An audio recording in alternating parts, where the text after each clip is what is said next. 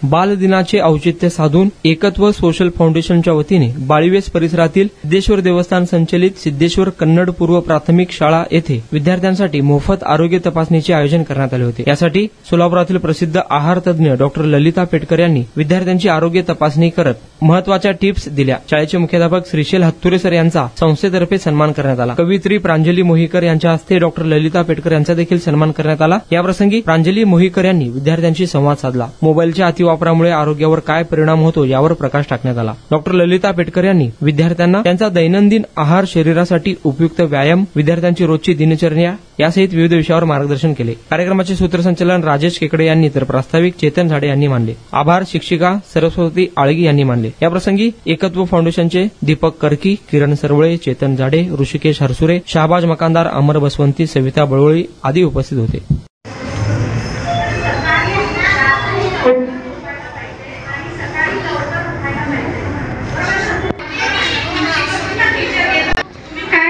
मी बऱ्याच शाळांमध्ये गेल्यानंतर मलाही माहिती आहे, माझ्याही घरी एक छोटी मुलगी आहे, तिचे फ्रेंड सर्कल आहे की त्या मित्रमैत्रिणी ते काय काय घेतात मला पण माहिती आहे।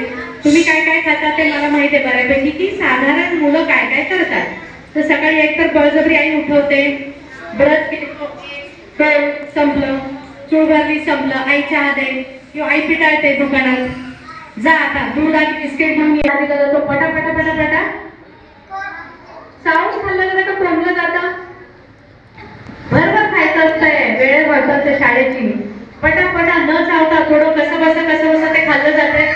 पळत कुणाची बस असते, कुणाची जवळ शाळेत पळा येतात, अर्ध्या त्यांना त्यामुळं त्या गडबडीत खाल्लं जातं, नाही ते खाल्लं जातं म्हणून ते पचन होत नाही आणि उलटी होते।